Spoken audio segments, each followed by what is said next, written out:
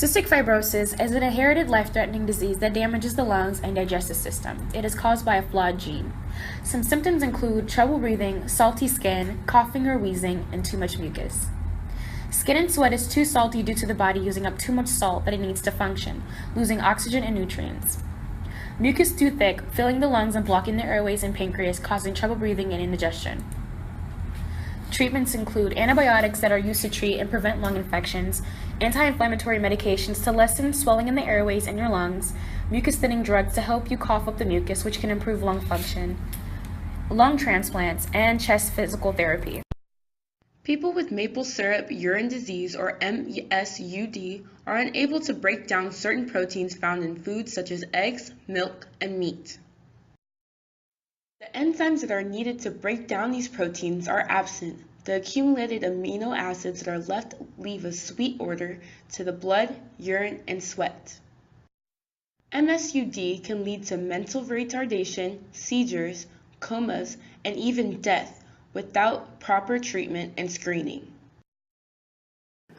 These two mothers are discussing their experiences with the newborn screen testing in Kentucky and how it has affected their children.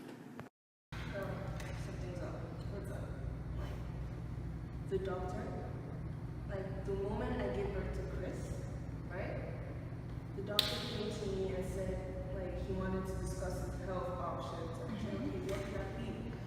And then he started saying something about a screening or something like that. You never heard of that? I have. Sadly, Zaria didn't get screened as a baby. Really? And I think that has caused me so much problems because now, she has cystic fibrosis. And for a 1-year-old, she goes through so much.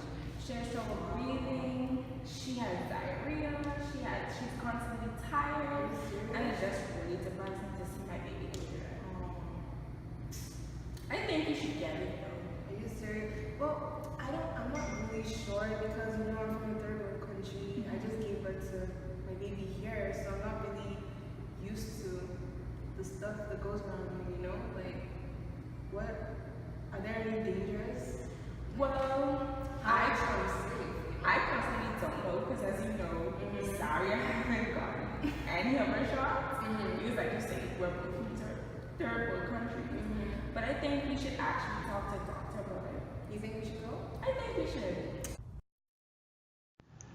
You're probably wondering how these new tests will affect the cost of the screening programs in the state of Kentucky. In the U.S., the Health Insurance Portability and Accountability Act offers protections for newborns in every state, thus protecting infants with pre-existing genetic conditions. There are also programs such as Title 21 of the Social Security Act, which established a state children's health insurance plan for low-income children who could not afford insurance and who are not eligible for Medicaid. Currently, the cost of the newborn screen is $14.50 per child in Kentucky, only testing for 4 disorders listed to the right. Because Kentucky does not currently offer screenings for cystic fibrosis and maple syrup urine disease, the cost of testing for cystic fibrosis alone can range from $100 to $250, and the cost of testing maple syrup urine disease alone is about $25. In the year of 1986, the cost of the screening of galactosemia and MSUD, including a follow-up, was about $150 per patient. There is new technology that has made it significantly easier for data collection in this area. The $250,000 to $400,000 tandem mass spectrometry machine could process 50 patients per day and would only cost about $25 per infant. This new technique tests PKU, maple syrup urine disease, and 30 other metabolic disorders with a single heel prick.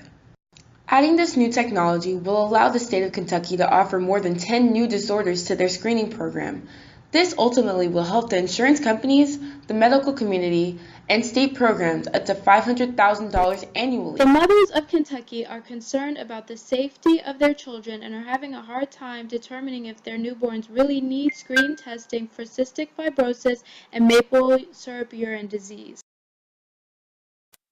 Unawareness of the long and/or short-term effects caused if the mother does not get her child tested needs to be addressed to her specifically. Testing for the newborn is completely up to the parent. It is within their right to determine whether or not the child should or should not be. It is by law that the doctors who complete the newborn screen test are to be the only ones to have access to it under the parent's consent.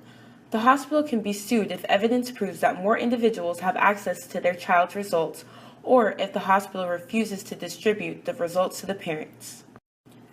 The parents also need to be knowledgeable with the help of the doctor.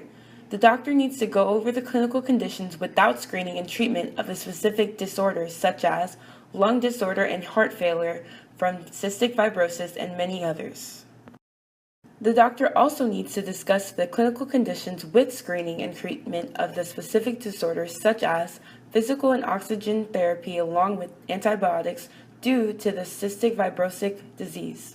The parents also need to know the cost of these procedures and where the test samples will be held, whether it is a clinic, hospital, or university. Once all of that has been discussed, a contract should be distributed with what will happen to her newborn in great detail of what will happen prior, during, and after the testing results have been presented. Genetic screening is beneficial within the lives of patients because it's used to prevent or help treat certain diseases such as cystic fibrosis and maple syrup urine disease. For example, as the case of Jasmine, a mother of a 1-year-old child who was not offered the opportunity to have genetic screening, and therefore the child will suffer the consequences of the disease and probably live a shorter lifespan, as opposed to Emily, who has a newborn son who has received the opportunity for genetic screening and early identification, who will in turn live a healthier and productive life due to those tests. So that's the importance of this, and that's why I'm trying to influence legislation for this genetic disorder interest group. Our policy is for the advocacy for the addition of cystic fibrosis and maple syrup urine disease newborn screen testing in the state of Kentucky. It is also for the advancement of biotechnology to improve Kentucky's newborn screen testing.